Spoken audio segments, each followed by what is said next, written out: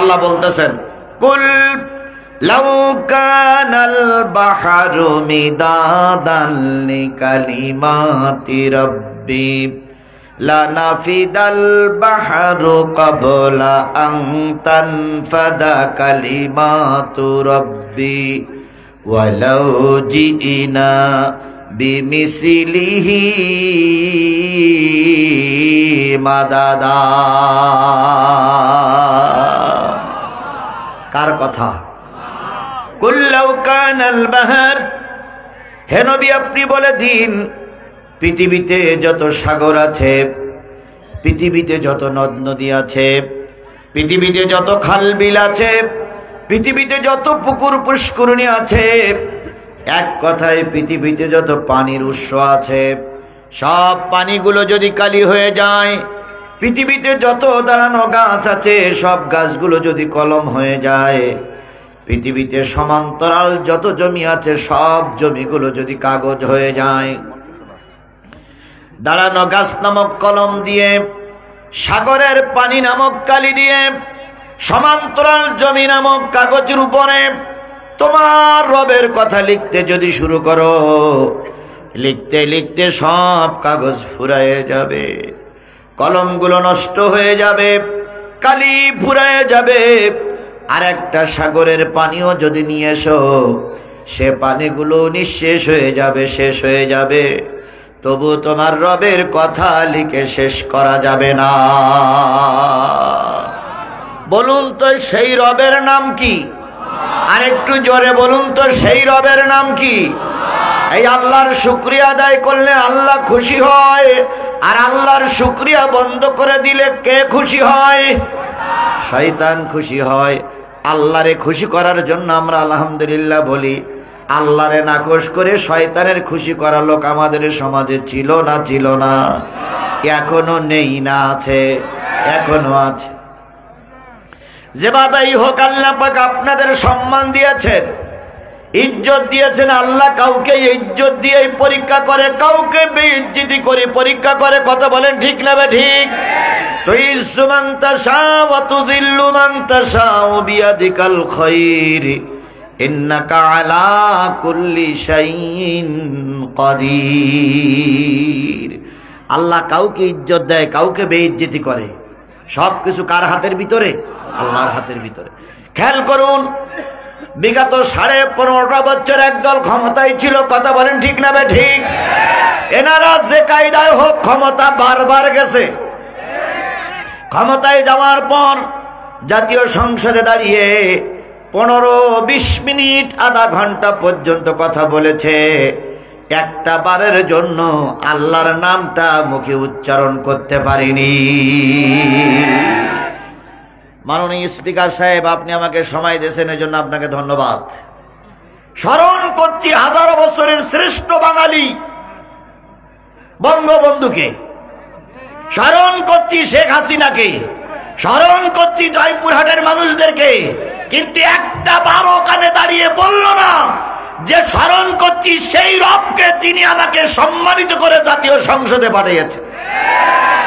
একটা বারো এদের মুখ দিয়ে এই কথাটা উচ্চারণ হয়নি, হতো না। আল্লাহ বললেন তুমি আমারে ভুলে গেলে, যে কায়দায় হোক তুমি ক্ষমতায় গিয়েছো, তুমি আমারে ভুলে গেলে।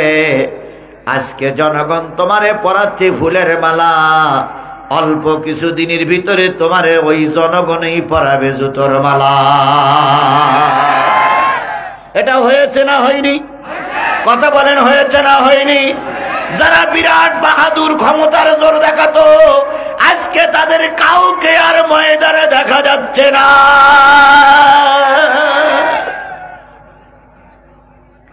আর যারা প্রায় বলতেন আমরা পালাই না, আমরা পালানো জাত নই, তানারা সবার আগেই পালিয়ে গেছে। কি পালিয়ে গেছে না? এর থেকে জাতির শিক্ষা নিতে হবে। বেশি আনন্দ করার সুযোগ নাই। আল্লাহ একটু পরিবেশ দিয়েছে বলে হই হুল্লোড় করার সুযোগ নাই। আল্লাহ পরিবেশ দিয়ে পরীক্ষা করছে তোমরা কোরআনের পক্ষে না কোরআনের বিরোধী। যদি আবার কোরআনের বিরুদ্ধে অবস্থান করো, আল্লাহ আগের অবস্থায় আবার দিতে পারে। কথা বলেন, কথা বলেন, কথা বলেন। সুতরাং এই পরিবেশটা কে তৈরি করে দিলেন? সেই আল্লাহর আবারও শুকরিয়া আদায় করছি, আলহামদুলিল্লাহ। সর্বকালের সর্বশ্রেষ্ঠ মহামানব, যিনি ছিলেন শেষ পয়গম্বর কিন্তু সমস্ত নবী রাসূলদের সর্দার, তিনি এসেছিলেন শেষে শুধু আমাদের নাজাতের জন্য, মানুষের কল্যাণের জন্য, গোটা কুল কায়নাতের মুক্তির জন্য। কথা বলেন।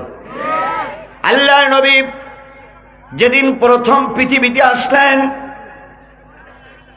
উম্মে হানির কাছে সংবাদ চলে গেল, আমিনার কুল জুড়ে চাঁদের মতন ফুটফুটে একটা সন্তান পৃথিবীর মুখ দেখেছে। উম্মে হানি বলেন, আমি চলে আসলাম, এসে দেখি ছোট বালক মোহাম্মদ, আব্দুল্লাহর বেটা মোহাম্মদের মুখটা বিড় বিড় বিড় বিড় করে নড়তেছে। আমি চিন্তা করলাম, এত ছোট মানুষ, এরপরে মুখটা বিড় বিড় করে নাড়ায় কেন? আমি অনেকবার চেষ্টা করলাম তার আওয়াজটা শোনার জন্য, কিন্তু আওয়াজটা শুনতে পেলাম না। যখন তিনি একটু বড় হয়ে গেলেন, উম্মে হানি ফুপি আম্মা জিজ্ঞেস করেছিলেন, ভাতিজা, জন্মের পরে মুখ নাড়াই নাড়াই কি বলেছিলে? নবীজি ফুপি আম্মার গলা জড়াই ধরে বলেছিলেন, ফুপি আম্মা, জন্মের পরে কেঁদেছিলাম, রব্বি হাবলি উম্মতি, আয় আল্লাহ আমার গুনাহগার উম্মত গুলোরে মাফ করে দাও। তালি নবীজি জন্মের পরে কাঁদলেন কাদের জন্য? আমাদের জন্য। আমরা তো সেই উম্মত। কথা বলেন ঠিক না ঠিক? এরপরে তায়েফে যখন মারি খাইলেন, 3 দিন নবীর খাওয়া নাই। তায়েফের সরকারের যুবকেরা, তায়েফের সরকার যুবকদের লেলাইয়ে দিল, নবীকে পাথর মারতে শুরু করলো। প্রথম নবী ওদের অত্যাচার সহ্য করতে না পেরে চিত হয়ে পড়ে গিয়েছিলেন।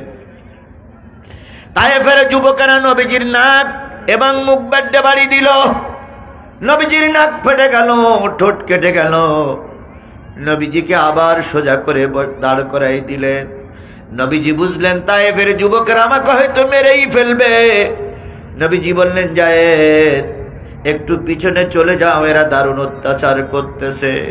দ্বিতীয়বার যখন নবীকে দাঁড় করাই দিলেন, নবীজি নিজের জামাটা উঁচু করে বললেন, যুবক আর মেরো না, 3 দিন পর্যন্ত মোহাম্মদের পেটে কোনো দানা বিনা যায় না। ও আমার জাতি, ইসলাম এমনি এমনি আমাদের কাছে আসেনি। অনেক রক্ত, অনেক ত্যাগ তিতিক্ষার পরে ইসলাম আমাদের কাছে এসেছে। কথা বলে ঠিক না ঠিক? সেই ইসলামকে আমরা যেভাবে পারে সেইভাবে ব্যবহার করছে।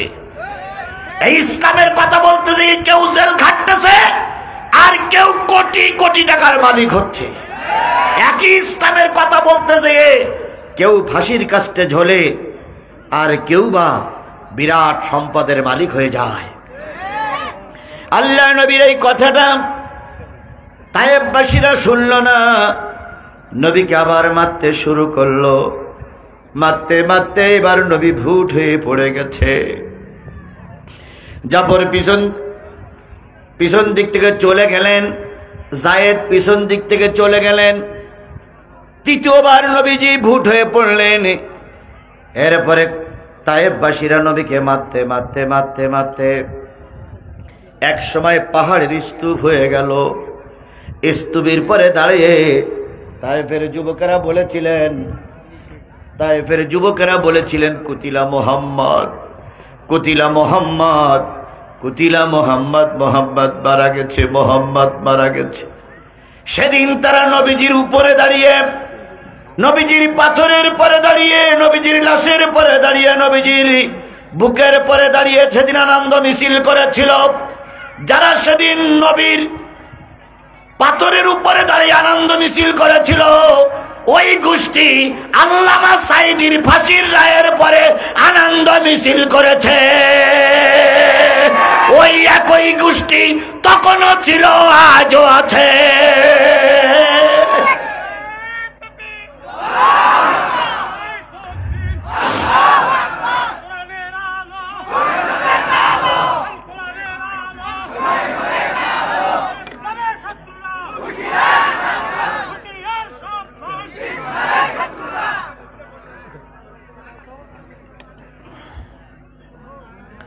তাহলে ওই গোষ্ঠী তখনও ছিল, এখনো আছে না নাই?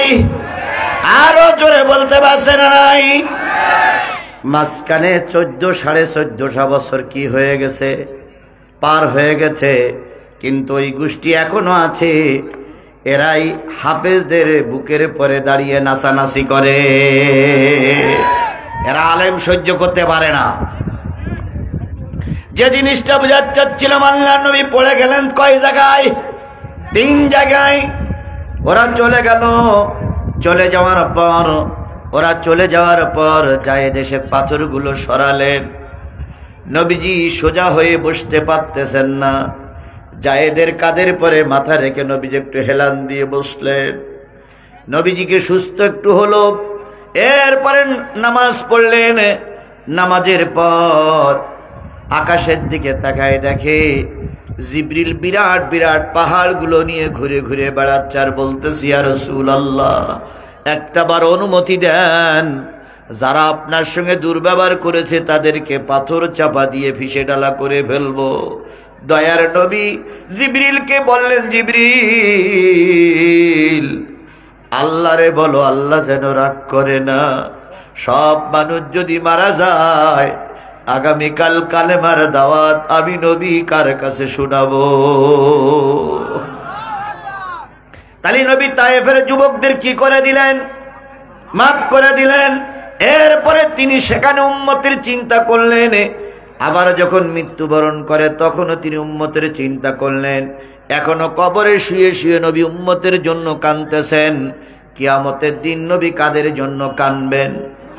আরো জোরে বলেন, কাদের জন্য কাঁদবেন?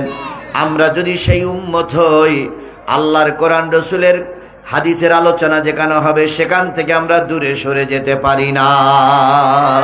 তাহলে সেই দয়াময় নবী, মেহেরবান নবী, রহমাতুল লিল আলামিন নবীর নামে দুরূদ আর সালাম সবাই মিলে বলছি সাল্লাল্লাহু আলাইহি ওয়াসাল্লাম। বন্ধুগণ, তাফসীরুল কোরআন মাহফিলে আমি সূরা আল ইমরান থেকে একটা আয়াত তেলাওয়াত করেছি। তেলাওয়াতকৃত আয়াতের পরে ভিত্তি করে এশার আজান পর্যন্ত আমার আলোচনার সময়। এশার আজান দিলে আমি হয়তো শেষ করব, পরবর্তী মেহমানেরা আসবেন। এতটুকু সময় বাইরে কোথাও না থেকে আমরা কোরআনের মাহফিলে বসি, কারণ পৃথিবীর সর্বশ্রেষ্ঠ জায়গা হচ্ছে কোরআনের মাহফিল। এই সর্বশ্রেষ্ঠ জায়গায় তারাই বসে যারা সর্বশ্রেষ্ঠ। সর্বশ্রেষ্ঠ মানুষগুলো ছাড়া এখানে বসতে পারে না। এখানে যে কোনো লোক বসতে পারে না। এখানে যে কোনো লোক বসে বেশিক্ষণ থাকতে পারে না। দেখবেন অনেক মাহফিলে অনেক অতিথি যায়। অতিথি যেয়ে 2 মিনিট, 4 মিনিট, 5 মিনিট কথা বলে সবার আগেবার উনি চলে যায়। কারণ কোরআনের মাহফিল ওর দ্বারা সম্ভব নয়। ও শুধু আসে লোকের সামনে সাইনবোর্ড, লোকের সামনে সম্মান নেবার জন্য। কিন্তু কোরআনের মাহফিল গুলো এরা সহ্য করতে পারে না। রাতের পর রাত ধরে তাস খেলে, তখন ডায়াবেটিস হয় না। রাতের পর রাত সিনেমা দেখে ডায়াবেটিস হয় না। কোরআনের মাহফিলে এসে বসলেই ওর বড় বড় রোগ দেখা দেয়। এই জন্য কোরআনের মাহফিল সবার জন্য নয়। এখানে শুধুমাত্র জান্নাতি মানুষদের জন্য কোরআনের মাহফিল। এই জন্য ডাইনে বামে সামনে পিছনে যে যেখানে আছেন বসে পড়ুন।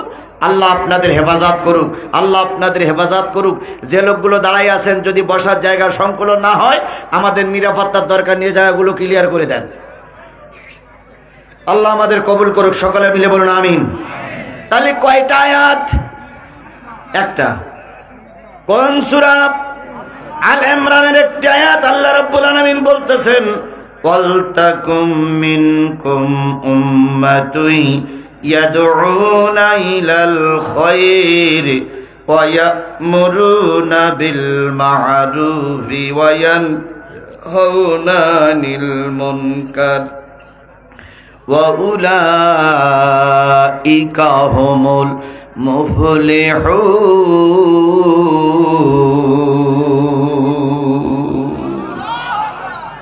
ওয়ালতাকুম মিনকুম উম্মাতুন, তোমাদের ভিতর থেকে একটা উম্মত থাকবে। এবার বলুন তো কথাটা কে বললেন? আল্লাহ বলতেছেন তোমাদের ভিতর থেকে একদল উম্মত থাকবে। এবার আমি আপনাদেরকে বলি, উম্মত আরবি শব্দ না বাংলা শব্দ? আরবি শব্দ। উম্মত শব্দের অর্থ কি? দল। উম্মত শব্দের অর্থ কি? আরো জোরে বলেন উম্মত শব্দের অর্থ কি? দল। তাহলে কোরআনে কি দলের কথা আছে? আরো জোরে বলেন কোরআনে কি দলের কথা আছে? তাহলে কোরআনে যদি দলের কথা থাকে আমরাও দলের কথা বলতে কোনো সমস্যা? জোরে বলেন সমস্যা? কোন দিকে যাব না, কোরআনের কথাই বলি। আল্লাহ বললেন তোমাদের ভিতরে থেকে একটা দল থাকবে, তোমাদের ভিতর থেকে একদল উম্মত থাকবে। উম্মত মানে দল। তোমাদের ভিতর থেকে একটা দল থাকবে। তাহলে আল্লাহ বললেন তোমরা একটা দলের লোক। এবার বলুন তো, দল বাংলা শব্দ, উম্মত হলো আরবি শব্দ। দল যদি করতে হয়, দল করতে গেলে কয়টা জিনিস লাগবে? দল করতে গেলে 4টা জিনিস লাগবে, তাছাড়া দল করা যায় না। সে হোক আওয়ামী লীগ, হোক বিএনপি, হোক জামাত ইসলাম, হোক জাতীয় পার্টি, হোক শাসনতন্ত্র, হোক হেফাজত, যে কোনো একটা রামপন্থী বামপন্থী, যে কোনো একটা দল করতে গেলে কয়টা জিনিস লাগে? ভালো করে খেয়াল করবেন, দল করতে গেলে কয়টা জিনিস লাগবে? তাহলে দল করতে গেলে 4টে জিনিস লাগবে। দল করতে গেলে যে 4টে জিনিস লাগবে তার ভিতরে একটা জিনিস হচ্ছে দলের একটা নাম লাগবে। নাম ছাড়া বোঝা যায় না কোন দলের লোক। বাংলাদেশ আওয়ামী লীগের যদি নাম করা হয় তাহলে ওটা শেখ হাসিনার দল। বাংলাদেশ জাতীয়তাবাদী দল বিএনপি, ওটা কার দল? খালেদা জিয়ার দল। বাংলাদেশ জামাত ইসলামী ডাক্তার শফিকুর রহমানের দল। কি বোঝেন না? বোঝেন না? বোঝেন? তাহলে দল করতে গেলে দলের একটা নাম লাগবে। তাহলে হেফাজত আর কি জামাত ইসলাম, ডাক্তার শফিকুরের দল, বিএনপি খালেদা জিয়ার দল, আওয়ামী লীগ শেখ হাসিনার দল, আর জাতীয় পার্টি কার দল? এরশাদের দল। তাহলে দল করতে গেলে দলের একটা নাম লাগবে, বোঝা গেছে? 2 নম্বরে দলের একটা নেতা লাগবে। যে যে দল করেন, দল করতে গেলে একজন নেতা লাগবে। নেতা ছাড়া দল চলে, নেতা ছাড়া দল চলে না। তাহলে দলের একজন নেতা লাগবে। এখন আপনার যে যে দল করেন তার একজন নেতা আছে। এবার নেতা যদি ভালো হয়, নেতা যদি ভালো হয় দল ভালো হবে, নাজাত পেয়ে গেলেন। নেতা যদি সর্বনাশী হয়, আপনাদের বিপদে ফেলাইয়া উনি কিন্তু বিমানে চলে যাবে।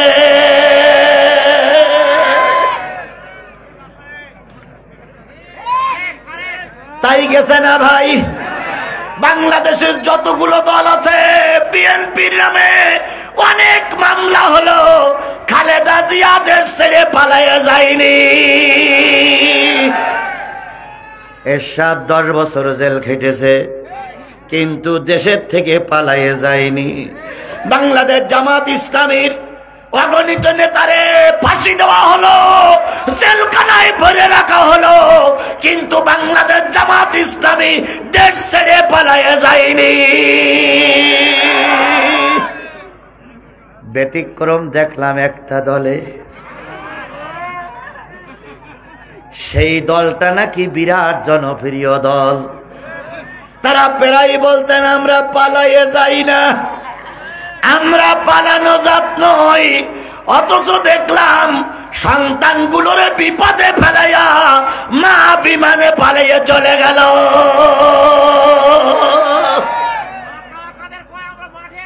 আচ্ছা, হচ্ছে হচ্ছে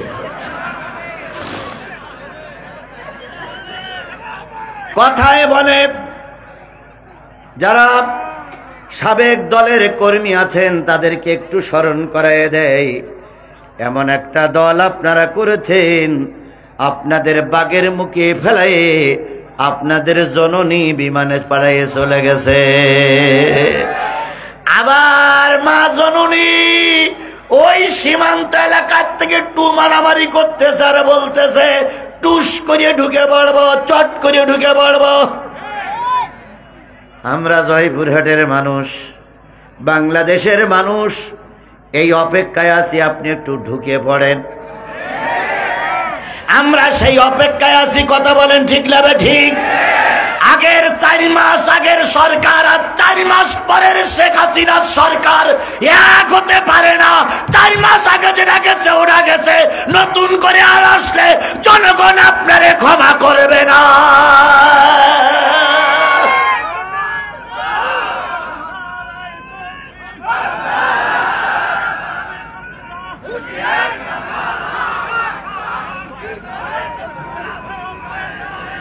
আইসো চট করিয়া, আয়না ঘর তোমার জন্যে রাখছি গো সাজায়া। আইসো চট করিয়া, আয়না ঘর তোমার জন্যে রাখছি গো সাজায়া। আমরা রিসিবিশনে বৈশাসি, রিসিবিশনে বৈশাসি জুতোর মালা লইয়া।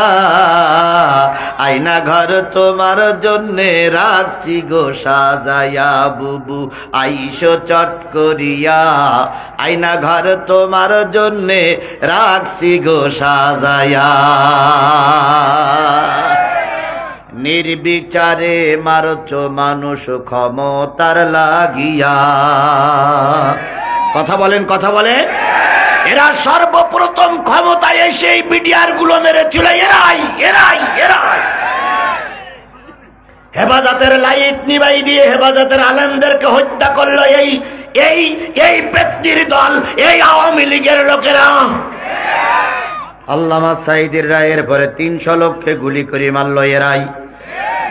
এরপরে সংস্কার আন্দোলনে ১৫০০ ছাত্র ছাত্রী সাধারণ জনতারে গুলি করে মেরেছে এরাই। নির্বিচারে মারছ মানুষ ক্ষমতার লাগিয়া। দিন ধর্ম আর মানবতা সব কিছু ছাড়িয়া, বুবু সব কিছু ছাড়িয়া। তোমার পাপের শাস্তি, পাপের শাস্তি পাইতে হবে, যাইও না ভুলিয়া। আয়না ঘর তোমার জন্যে রাখছি গো সাজায়া। বুবু আইসো চট করিয়া, আয়না ঘর তোমার জন্যে রাখছি গো সাজায়া। তাহলে যে জিনিসটা বলতেছিলাম, দল করতে গেলে একটা নেতা লাগবে। কি লাগবে? আরো জোরে বলেন, কি লাগবে? এখন নেতা নেতা নেতার কথা কোরআন শরীফে আছে না নাই? যে যে দল করতেছেন, জামাত ইসলাম, হেফাজত, চরমনাই, তারপরে বিএনপি, জাতীয় পার্টি, আওয়ামী লীগ, যে যা দল করতেছেন, আমি যতই বলি ও দল থেকে আপনি ফিরে আসবেন না, ওটা আমিও জানি। কারণ নবী আবু জেহেলের বুঝাইতে পারিনি, আমিও পারবো না। তবে আপনার জ্ঞাতার্থে এখানে যারা আছেন তাদের জ্ঞাতার্থে বলি, আল্লাহর কোরআনের আয়াত, ইয়াউমা নাদু কুল্লা উনাসিম বিইমামিহিম। কিয়ামতের দিন, মুসিবতের কালে প্রত্যেকটা দলপতি, প্রত্যেকটা নেতা সহ কর্মীদেরকে রোজে মহাশরের ময়দানে ডাকা হবে। বিএনপি করুন, জামাত করুন, জাতীয় পার্টি করুন, ওরা আপনার স্বাধীনতার দেশ, স্বাধীন ব্যাপার, গণতান্ত্রিক দেশে আপনার করার অধিকার আছে। আমরা যে যাই করি না, দেশ যে যাই করি না কেন, দেশটা আমাদের সকলের। কথা বলেন। আওয়ামী লীগ করলি যে সে আমার শত্রু তা নয়, বিএনপি করলি যে সে আমার বন্ধু তা নয়, জামাত ইসলাম করলি যে রাজাকার তাকে আর কি বলে ধরে নেওয়া যাবে না এটাও নয়। গণতান্ত্রিক দেশে আপনার দল করার অধিকার আছে, কিন্তু এখানে যত দলের লোক আছেন প্রত্যেকটা দলের কাছে আমার অনুরোধ হচ্ছে, ইয়াউমা নাদু কুল্লা উনাসিম বিইমামিহিম, কিয়ামতের দিন প্রত্যেক দলের নেতা সহ সবাইকে ডাকা হবে। ধরে নিন বাংলাদেশ আওয়ামী লীগকে ডাকলো আর বলল শেখ হাসিনা সামনে থাকেন, কারণ উনি হল আওয়ামী লীগের ইমাম। ইমাম মানে কি? ইমাম মানে কি? নেতা। আপনি ইমাম সামনে থাকেন আর আওয়ামী লীগের লোকেরা পিছনে থাকুক। বিএনপিরে ডাকা হবে, খালেদা জিয়া সামনে থাকেন, আপনার কর্মীরা পিছনে থাকুক। বাংলাদেশ জামাত ইসলামকে ডাকা হবে, ডাক্তার মোহাম্মদ শফিকুর রহমান আপনি সামনে থাকেন, কর্মীরা পিছনে থাকুক। জাতীয় পার্টির ডাকা হবে, ও কি বলে কাদের কি কাদের কি কাদের না না এরশাদের ভাই এখন কি কাদের জিএম কাদের সামনে থাকেন, আপনার দল পিছনে থাকুক। এভাবে চরমনার হাত পাকাকে ডাকা হবে, ফজলুল করিম সামনে থাকেন, কর্মীরা পিছনে থাকুক। সব দলের নেতাকে ডাকা হবে, কর্মী সহ। আমার বাবার কথা বলছি না, বলো কার কথা? সূরা বনি ইসরাইলের ৭১ নম্বর আয়াত। প্রত্যেক দলের লিডারকে ডাকা হবে কি সহ? কর্মী সহ, নেতা সহ।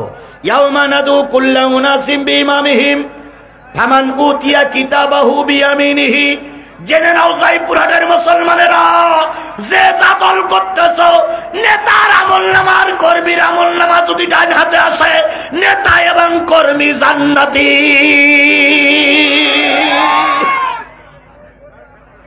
এবার আমি আপনাদের কাছে একটা ছোট্ট প্রশ্ন রেখে গেলাম।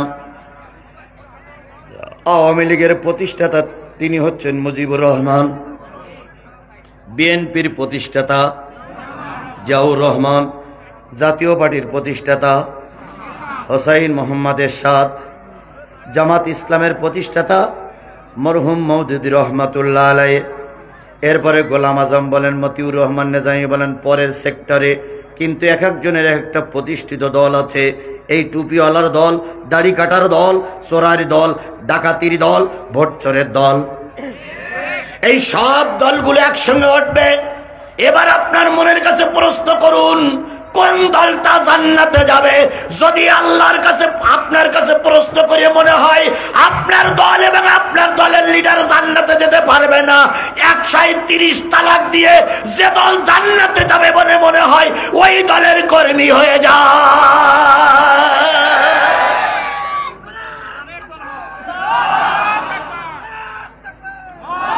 আচ্ছা, এরপরেও আর কি ক্লিয়ার করে বলা লাগবে? এরপরেও কিছু কিছু লোক বলে আমরা তো বুঝলাম না। আপনি বুঝবেন কি না বুঝবেন ওটা আপনার ব্যাপার, কিন্তু আমি আমার কোরআন দিয়ে বলে গেলাম, প্রত্যেকটা দলপতি সহ রোজে মহাশরের ময়দানে ওঠা লাগবে। সেদিনের জন্য সাবধান হন। সেদিন বাপ মা ভাই বোন নেতা হুজুর কেউ থাকবে না। যে যে দলের সাপোর্ট করেছেন ওই দলের সঙ্গে হয় জাহান্নাম নাই জান্নাত। এবার আপনি যে দল করতেছেন, রাত্রি শুয়ে দেখবেন, রাত্রি বাড়ি দিয়ে শুয়ে শুয়ে হিসেব করবেন, আমি যে দল এই পর্যন্ত করেছি, ভোট দিছি, ভোট চুরি করেছি, এই দলের লিডার জান্নাতি না জাহান্নামী? যদি জাহান্নামী মনে হয় আজকে রাত্রি তওবা করে জান্নাতি দলে আসুন, নতুবা কিয়ামতের দিনের জন্য পস্তাতে লাগবে। আল্লাহ আমাদের বোঝার তৌফিক দান করুক। তাহলে আল্লাহ রাব্বুল আলামিন বললেন কিয়ামতের দিন নেতা সহ ডাকা হবে। আমাদের দল করতে গেলে 2 নম্বর কি লাগবে? নেতা, নেতা, নেতা। 3 নম্বর, দলের একটা দল করতে গেলে দলের একটা দল করতে গেলে আমার দলের নাম উম্মত আর নেতার নাম মুহাম্মদ সাল্লাল্লাহু আলাইহি সাল্লাম। এবার দলের একটা প্রতীক চিহ্ন লাগবে। কি চিহ্ন লাগবে? প্রতীক চিহ্ন লাগবে।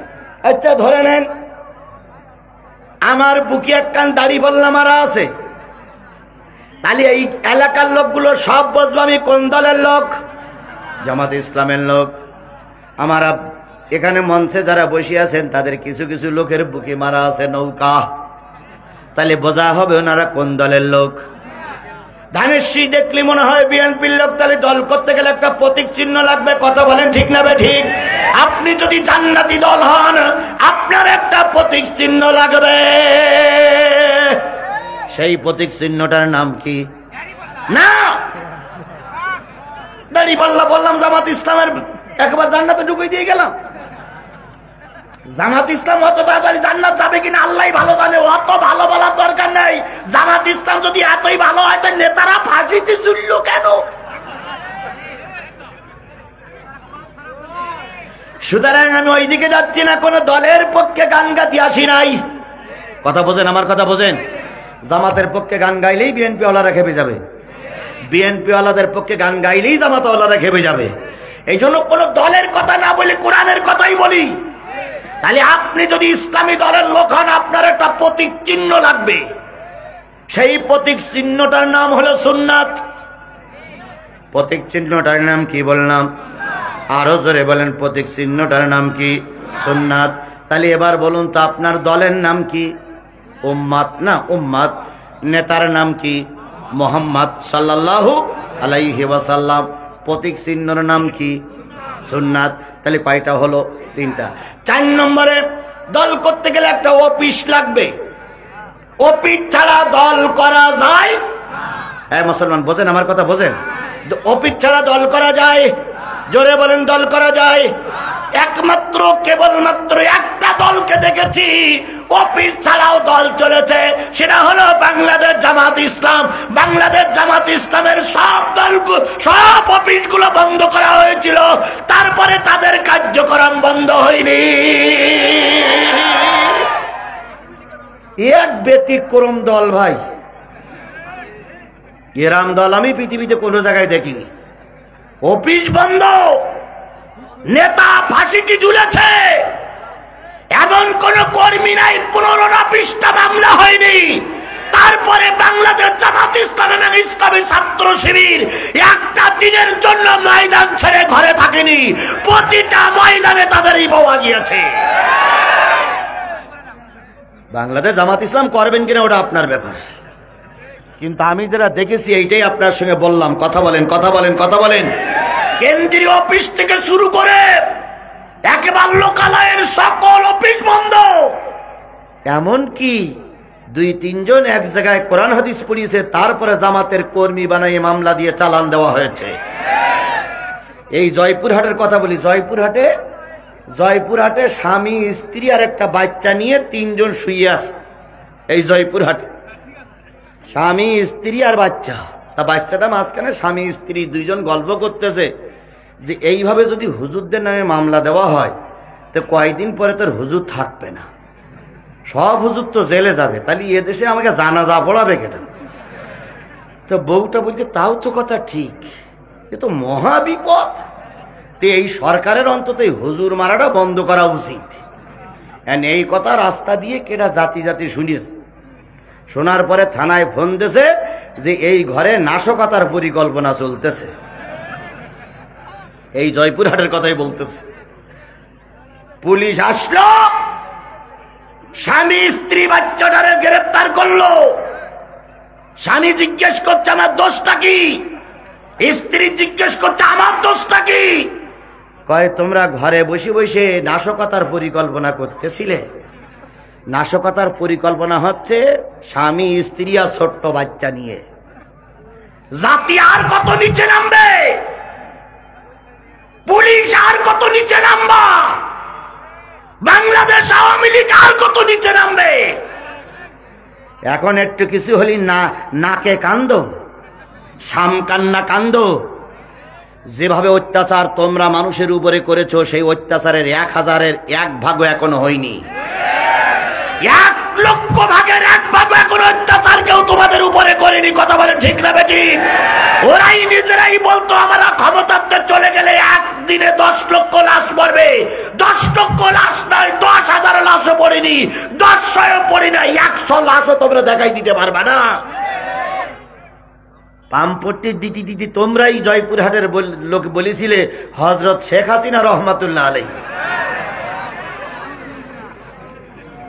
কথা বলেন, কথা বলেন, বলেননি? আপনাদের এলাকা তো শব্দ উঠেনি।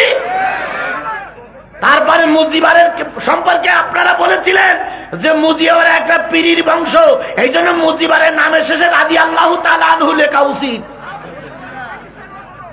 ফাজলামি অনেক করেছো, অনেক ফাজলামি করেছো, প্রতিটা ফাজলামি আমরা ক্ষমা করে দিয়েছি। কথা বলেন ঠিক না বেঠিক? এর মানে এই নয় আমরা ভুলেই গেছি, সব কথা আমাদের মনে আছে। কথা বলেন, কথা বলেন, কথা বলেন। এখন আবার মাঝে মাঝে মাথা উঁচু করে দাঁড়াতে চাও, কাল্লা আলাদা করে ফেলবে একদম। কারণ লাগবে না, আমি একলা জিহাদি 100। যখন এই ময়দানে কেউ কথা বলেনি তখন জিহাদি কথা বলেছে, যখন চারিদিক থেকে আমার পরে আক্রমণ হয়েছে তখনও ময়দান ছেড়ে পালিয়ে যায়নি।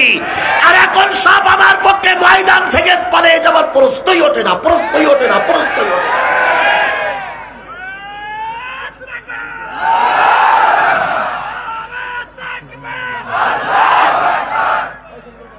আমার ভাইরা, আল্লাহ হয় আমাদের সহি বুঝ দান করুক, না এই শয়তানদের হাত থেকে আমাদের হেফাজত করুক।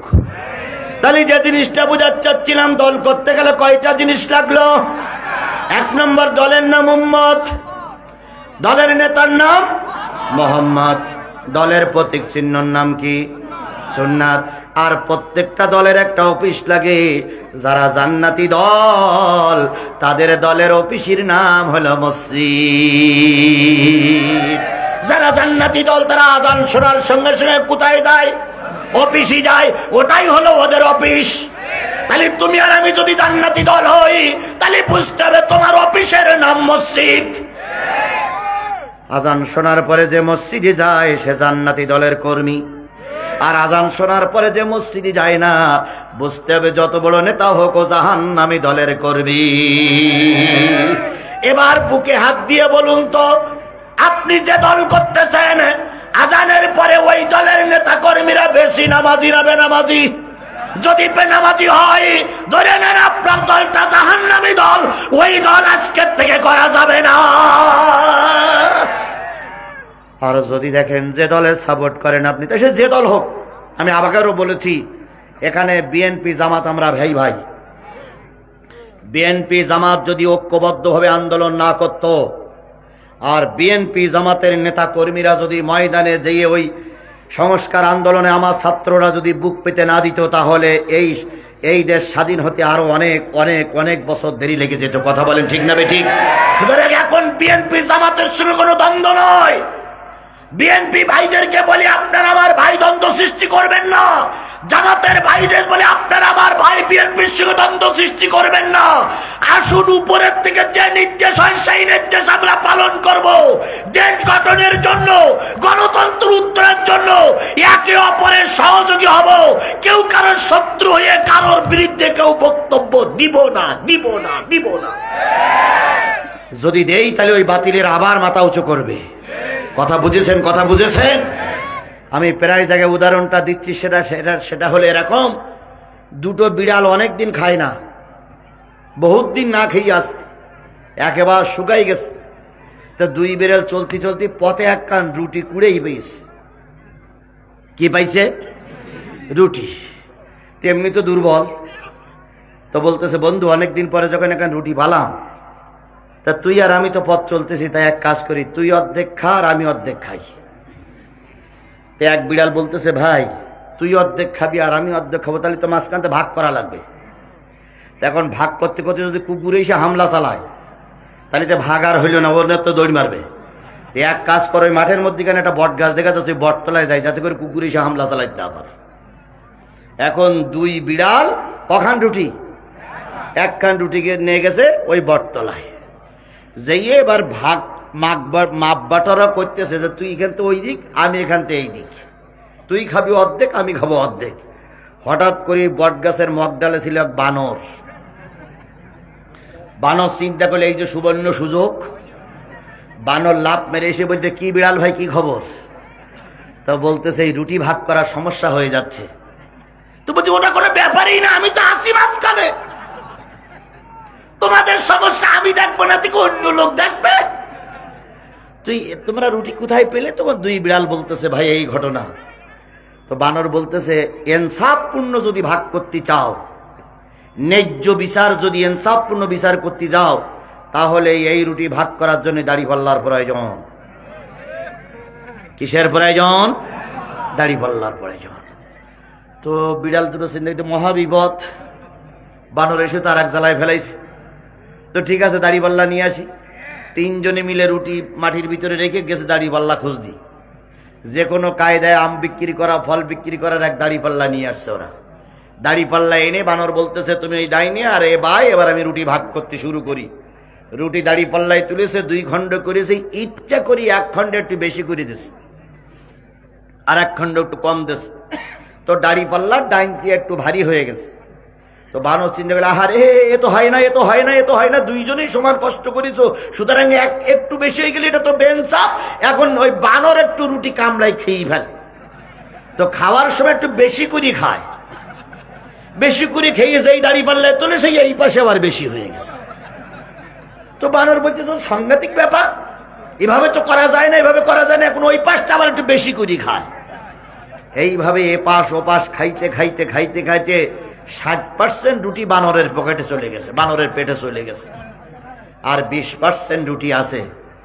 দুই বিড়াল দুই পাশে বসে বলতেছে এই রুটি কি বানরে ভাগ করবে না আমরা ভাগ করব? তো বলতেছে কেন? কয় ভাগ করতে করতে 60% খাওয়া শেষ, আর দুবার যদি দাড়ি পাল্লায় তোলে তাহলে ও 40% আর বানরের মুখে লাথি মাস। দুইজন বানরের মুখে লাথি মেরে বলে তোর মতন বানরের ভাগ করা লাগবে না, আমাদের ভাগ আমরাই করব। দুই বিড়াল যখন রুটি দুইখানা নিয়ে দুই পাশে দাঁড়িয়ে বানরের পরে গর্জন দেওয়া শুরু করেছে, বানর তখন বাইতে পালাই চলে গেছে। ওরা যতটুক পারে ততটুক খেয়েছে।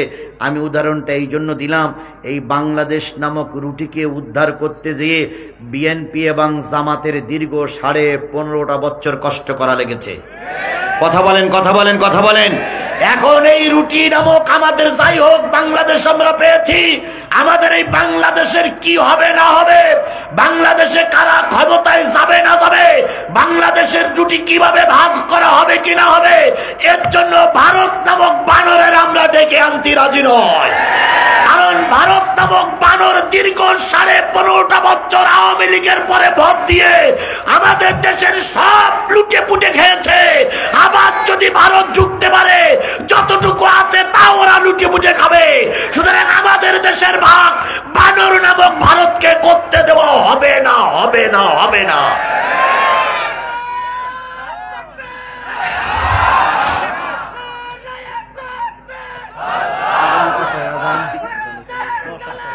বাস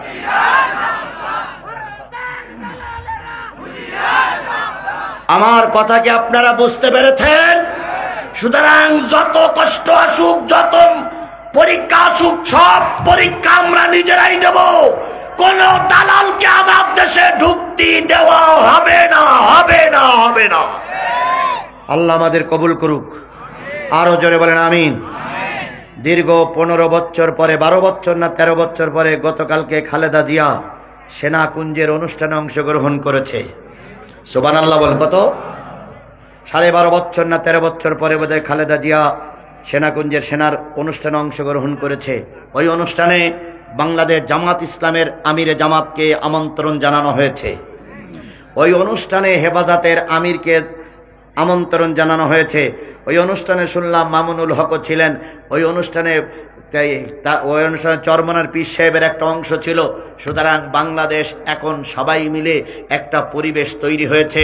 আল্লাহ এই পরিবেশটা যেন আমাদের দেখে মৃত্যুবরণ করার তৌফিক দান করেন। তাহলে বলতেছিলাম তোমাদের ভিতর থেকে একটা উম্মত থাকবে।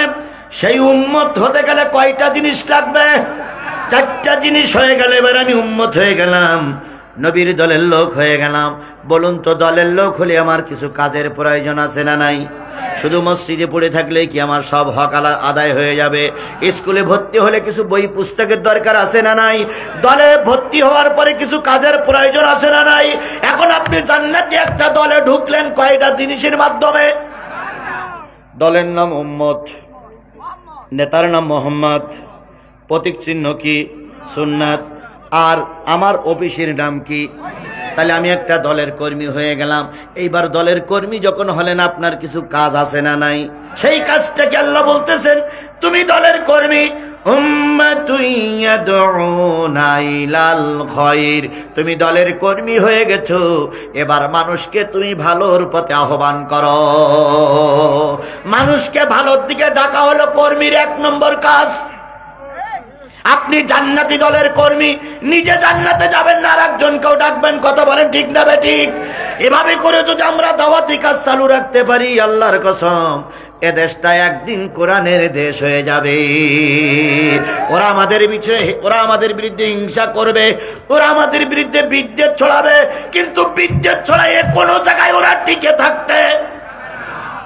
বাংলাদেশ ছাত্র শিবির ছেলেদের বলি, তোমাদের বিরুদ্ধে একটা অপবাদ আছে, তোমরা রক কাটাপাটি। এরম একটা অপবাদ আছে না, রক কাটাপাটি? সারা জীবন শুনে আসতেছি শিবিরের ছেলেরা কি কাটে? রক কাটে। একটা লোক এখানে সরকারি দলের লোক আছেন, বিদর্ভী বিপক্ষের লোক আছেন, একটা লোক হাত তুলে বলেন তো হুজুর আমি জ্বলন্ত প্রমাণ শিবির কারোর রক কেটেছে? না বললে হবে না, আন্দাজে বলবেন না। কথায় বলে যা কিছু ঘটে তা কিছু রটে। যদি তোমরা এতই যদি ভালো হবা, তাহলে তোমাদের বিরুদ্ধে রক কাটার দোষ আসে কেন? বাংলাদেশ ইসলামী ছাত্র শিবিরের এক যুবক সম্ভবত অ্যাসিস্ট্যান্ট সেক্রেটারি কি সেক্রেটারি জেনারেল, আগের সেক্রেটারি জেনারেল, তিনি বলতেছেন ওরকম একটা সংবাদ আমি শুনলাম, শিবির রক কাটে। যারা প্রচার করলো তার কাছে বললাম, ভাই শিবির যে রক কাটে তুমি কোথায় শুনেছো? কই এদিক না, ওই খুলনায় শুনিস। শিবিরের সেক্রেটারি জেনারেল বলতেছে আমি খুলনায় চলে গেলাম। খুলনায় যে বিএল কলেজে দিয়ে আওয়ামী লীগ ছাত্র দল ছাত্রলীগ সবাইকে ডেকে বললাম, ভাই এখানে বলে শিবিরের রক কেটেছে, কোন শিবির কার রক কেটেছে? তখন ওনারা বললেন, না ভাই এ সংবাদটা এখানের না, এ সংবাদটা চট্টগ্রামের। এবার চট্টগ্রামে চলে গেছে ওই শিবির নেতা, যে বলতেছে ভাই শুনলাম আপনাদের এখানে বলে শিবির রক কাটে। কই এ সংবাদ এখানের না, এ সংবাদ রাজশাহীর। এবার রাজশাহী চলে গেছে, যে বলতেছে ভাই এখানে নাকি শিবির রক কেটেছে। কই এ সংবাদ এখানের না, এ সংবাদ হলো ঢাকা বিশ্ববিদ্যালয়ের। এবার ওই ছেলে আবার বিশ্ববিদ্যালয়ে চলে আসছে, আসার পরে বিশ্ববিদ্যালয়ের সবাইকে ডেকে বলতেছে শিবির নাকি রক কাটে। ওরা বলল আমরা সংবাদ জানি না, এ সংবাদ আমাদের কানে আসেনি। তাহলে যাচাই বাছাই করে দেখা গেল সম্পূর্ণটা ভুয়া, অথচ এই সংবাদ আমরা জন্মের পর থেকেই শুনে আসতেছি। কথা বলেন, কথা বলেন। তাহলে ভুয়া সংবাদ চলতেছে, কথা বলেন ঠিক না বেঠিক? আমি ওই দিকে না যাই, তাহলে আপনি আল্লাহর দলের হয়ে লোক হয়ে গেছেন। আপনাকে কোন দিকে আহ্বান করতে হবে? কোরআনের দিকে আহ্বান করতে হবে। ওমান আহসানু কওলাম মিম্মান দাআ ইলাল্লাহ ওয়া আমিলা সালিহা ওয়া ক্বালা ইন্নানি মিনাল মুসলিমিন। তার কথার চাইতে উত্তম কথার কার হতে পারে? ওমান আহসানু কওলাম মিম্মান দাআ ইলাল্লাহ, যে ব্যক্তি মানুষকে আল্লাহর দিকে আহ্বান করে। তাহলে আপনি কি জান্নাতি দলের কর্মী হতে চান? এই মুসলমান বলেন কি আপনি আল্লাহর জান্নাতি দলের কর্মী হতে চান? তাহলে কর্মী যদি হতে চান, আপনি নামাজি, আজকের থেকে এই ময়দান থেকে শপথ নিতে হবে এই দলের কর্মী থাকতে গেলে শুধু নিজে নামাজি হলে হবে না, আর একজনকে নামাজি বানানো লাগবে। তা না হলে এ দলের কর্মী থাকতে গেলে আর একজনকে নামাজি বানাতে হবে। ওয়ালতাকুম মিনকুম উম্মাতুন ইয়াদউনা ইলাল, আপনি জান্নাতি দলের লোক, আপনাকে যে দলে আপনি জান্নাতি দল মনে করেছেন ওই দলে মানুষকে আহ্বান করতে হবে। এক নম্বর কাজ কি বুঝতে পেরেছেন? দুই নম্বর ওয়ায়ামুরুনা বিল মারুফ, সৎ কাজের আদেশ, ওয়ায়ানহাউনা আনিল মুনকার, অসৎ কাজের নিষেধ আপনাকে করতেই হবে। যতদিন পর্যন্ত সৎ কাজের আদেশ আর অসৎ কাজের নিষেধ আপনি না করবেন, ততদিন পর্যন্ত সবারই কাছে আপনি ভালো। যেই না অসৎ কাজের নিষেধ করবেন, সেই কিছু লোক আপনাকে ভালো চোখে দেখবে না। আচ্ছা বলুন তো, আওয়ামী লীগের ভাইরা আল্লামা সাঈদীর ভালোবাসে না বাসে না? অবশ্যই বাসে। বিএনপির ভাইরা আল্লামা সাঈদীকে ভালোবাসে, কিন্তু আল্লামা সাঈদী কোরআনের রাজ কায়েম করার জন্য যে আন্দোলন করে গেছেন, এই আন্দোলনটা অনেকেই ভালোবাসে না। আমি অনেক সাবেক সরকারি কর্মকর্তা কর্মচারীদের মোবাইলে সাঈদীর ওয়াজ বাজাতে শুনেছি।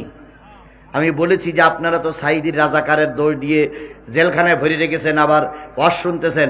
তখন ওনারা বলতেন সাঈদীর ওয়াজটা ভালো কিন্তু লোকটা খারাপ।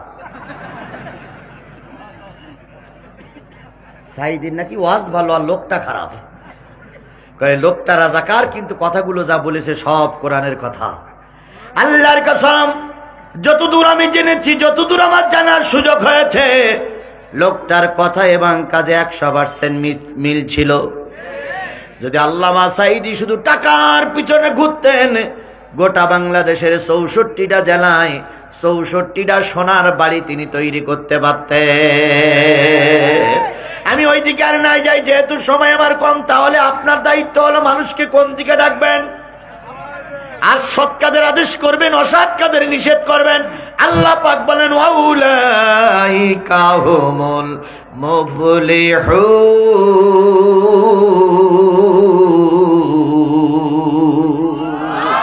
এই সৎ কাজের আদেশ আর অসৎ কাজের নিষেধ যদি তুমি করতে পারো, আমি আল্লাহ বললাম কিয়ামতের দিন তোমরা সবাই পাস।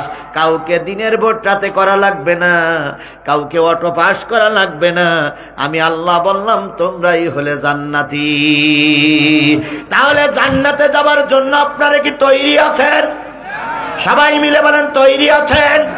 তাহলে আল্লাহর জান্নাতি দল করতে হবে। জান্নাতি দল করতে গেলে কয়টা জিনিস লাগবে বলেছি না? এই চারটে জিনিস যে দলের ভিতরে আছে আমরা সেই দলের কর্মী, সেই দলের কর্মী আমরা। বোঝেন তো আমার কথা? বোঝেন তো? সেই দলের কর্মী। আর ওই দলের কর্মী হলে কাজ করতে হবে কয়টা?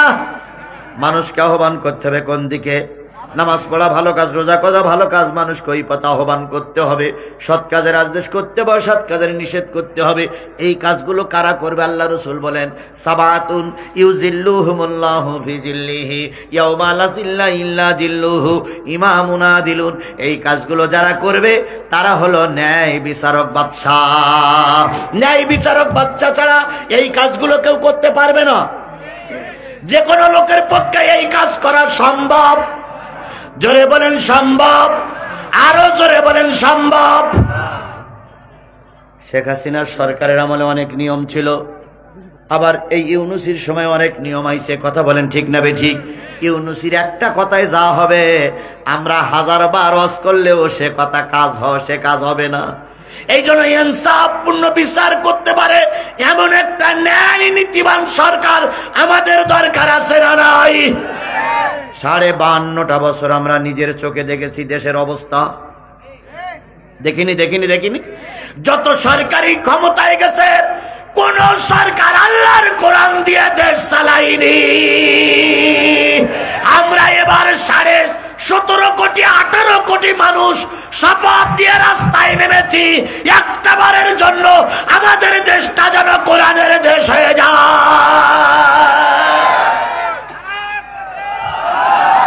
ও ভাই, পারবো না একটা বারের জন্য দেশটারে কোরআনের দেশ বানাতে পারবো না?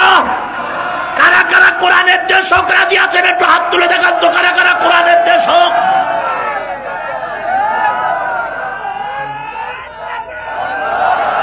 তাহলে আমাদের দেশটা কোরআনের দেশ হোক, এটা কি আমরা চাই?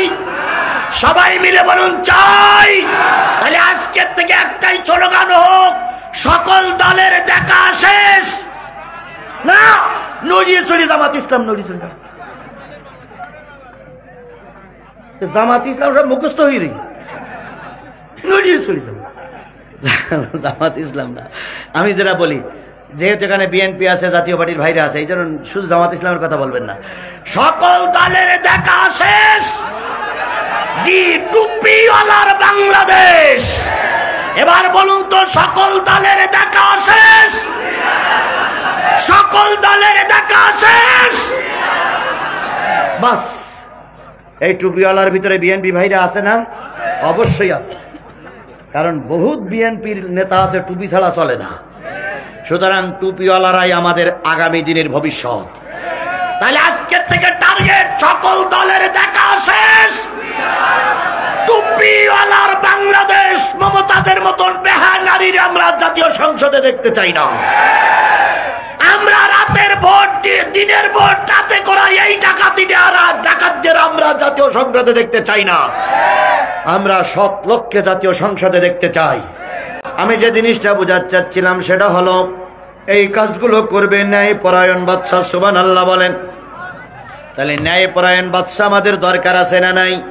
আর একটু জোরে বলেন, ন্যায়পরায়ণ বাদশা আমাদের দরকার আছে কিনা? বলুন তো, ন্যায়পরায়ণ বাদশাকে আসমান থেকে নাজিল হবে, ন্যায়পরায়ণ বাদশাকে জমিন থেকে ফুটে উঠবে। আমাদের ভিতর থেকে ন্যায়পরায়ণ লোকগুলো বেছে নিতে হবে। কথা বলেন ঠিক না বেঠিক? এই ন্যায়পরায়ণ বাদশা 1 নম্বর।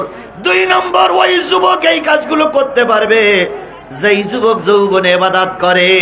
সুতরাং যুবকদের কাছে আমার অনুরোধ, দয়া করে যৌবনে ইবাদত করো, আল্লাহ বরকত দিবে। অমুসলিম ভাইদের জন্য আমার নসিহত, যদি আল্লাহর কোরআনের শাসন কায়েম হয়, মুসলমানদের চাইতে আপনারা বেশি শান্তিতে থাকবেন। আমরা যারা যুবক যৌবনে ইবাদত করব, হিন্দু ভাইদের জন্য নসিহত, আপনারা কোরআনের পক্ষে থাকবেন, শান্তি আপনারাই পাবেন। আল্লাহর কসম, দেশ স্বাধীনের পরের থেকে যত অমুসলিম নির্যাতিত হয়েছে, আমি বুকে হাত দিয়ে বলতে পারি, কোন আলেম, কোন টুপিওয়ালা আপনাদের উপরে নির্যাতন করেনি। যত নির্যাতন হয়েছে এই রামপন্থী, এই বামপন্থী দলের লোকেরা। বিশেষ করে বিগত 15.5টা বছর এই হিন্দুদের পরে বেশি নির্যাতন হয়েছে। গত বছর দুর্গা পূজার সময় হিন্দু দেবতার মাথা আলাদা হয়ে গেছিল। এবছর গেছে? গত বছর হিন্দুদের দেবতার পরে কোরআন শরীফ রেখে দেশটারে অশান্তি সৃষ্টি করা হয়েছিল, এবাসিরকে তাই হয়েছে। দয়া করে কোরআনপন্থীদের সাপোর্ট থাকুন, আল্লাহ বরকত দিবে। বেঁচে থাকলে আবারও কথা হবে, না বেঁচে থাকলে আবারও কিয়ামতের দিন দেখা হবে ইনশাল্লাহ। হেলকুন্ডার মাটিতে দাওয়াত করে আহ্বান জানিয়ে আজকে শেষ করছি। আল্লাহুম্মা আমিন। রব্বানা যালামনা আনফুসানা ওয়া ইল্লাম তাগফির লানা ওয়া তারহামনা লানাকুনান্না মিনাল খাসিরিন। রব্বানা ইন্নানা আমান্না ফাগফির লানা যুনুবানা ওয়া কিনা আযাবান নার। রব্বিরহামহুমা কামা রব্বায়ানি সগীরা। রব্বুল আলামিন, প্রচণ্ড কর্মব্যস্ততা, মাঠে ধান আলু গাড়ার সময় আল্লাহ তারপরে সকল কর্ম পিছনে ফেলাই রেখে হাজার হাজার মুসলমান কোরআনের আলোচনা শোনার জন্য এসেছিল। কোরআনের আলোচনা শেষ পর্যায়ে তোমার কুদরতি পায়ে ধরে দোয়া করতেছি আল্লাহ, কুদরতি দরবারে দোয়া করতেছি আল্লাহ, এই কোরআনের মাহফিল আমাদের সকলের নাজাতের জরিয়া বানায়া দাও রব্বুল আলামিন। কোরআনের মাহফিলে দেখো, তাকায়া দেখো, আমার মোর্শেদুল আলম মুর্তজা ভাই বসে আছেন। তিনি একজন জয়পুরহাটের স্বনামধন্য আলেম, আমার প্রিয় ভাই, আমার প্রাণের ভাই, আমার অত্যন্ত কাছের ভাই মাওলানা আবু জাফর সাহেব, তিনি আমার ডান পাশে বসা। রব্বুল আলামিন সবাইকে নিয়ে, আরো অন্যান্য নাম না জানা, অন্যান্য মুখ চেনা অনেক আলেম ডান পাশের চেয়ারে বাম পাশের চেয়ারে বসে আছে। যত আলেম ব্যক্তি আছে সবাইকে নিয়ে হাত তুলেছি আল্লাহ, এই কোরআনের মাহফিল আমাদের সকলের নাজাতের জরিয়া বানায়া দাও। গভীর জুনিতে হাত তুলেছি আল্লাহ, ঈশার নামাজের আগে হাত তুলেছি। কত লোকের মা নাই, কত লোকের বাবা নাই, দাদা দাদি নানা নানি আত্মীয় স্বজন, মাতৃকুলে পিতৃকুলে শ্বশুর কুলের মানুষগুলো মন মাটি বুকের পরে করে নিয়ম বাগানে, কাঁঠাল বাগানে, বাঁশ বাগানে ঘুমায় গেছে। আপনজন যারা কবরবাসী হয়ে গেছে সবাইকে আল্লাহ তুমি মাফ করে দাও। এরপরে আলোচনা হবে, বক্তাকে গঠনমূলক আলোচনা করে জাতির কল্যাণের জন্য কিছু কথা বলার তৌফিক দান করে দাও। ও আমার রব, আমার দেশটারে একটা বারের জন্য হলেও তুমি কোরআনের দেশ বানায়া দাও। কোরআন দিয়ে আমার দেশ চলছে, এটা আমাদের দেখে মৃত্যুবরণ করার তৌফিক দিয়ে দাও। কোরআন দিয়ে আমার সমাজ চলছে, কোরআন দিয়ে রাষ্ট্র চলছে, কোরআন দিয়ে আমরা চলছি, দেখার তৌফিক দাও। আল্লাহ তাআলা আমাদের জীবনের সব ত্রুটিগুলো মাফ করে দাও। 2 টাকার থেকে শুরু করে সর্বোচ্চ টাকা যারা দিছে বা দেবে, সকল দাতার দানগুলো কবুল করে নাও। আল্লাহ আগামী 25 তারিখের মাহফিলে সবাইকে দলে দলে অংশগ্রহণ করার তৌফিক দিয়ে দাও। দোস্তের খাতিরে আল্লাহ আমাদের সবাইকে কবুল এবং মঞ্জুর করে নাও। সুবহান রাব্বিকা রব্বিল ইজ্জাতি আম্মা ইয়াসিফুন ওয়া সালামুন আলাল মুরসালিন ওয়ালহামদুলিল্লাহি রাব্বিল আলামিন। আল্লাহ, এক বোন 5000 টাকা দিয়ে তার পরিবারের জন্য দোয়া চেয়েছে, ওই বোনের নেক মাকসুদগুলো পূরণ করে দাও। বাহাক্কিলা ইলাহা ইল্লাল্লাহু মুহাম্মাদুর রাসূলুল্লাহ। আসসালামু আলাইকুম ওয়া রাহমাতুল্লাহ।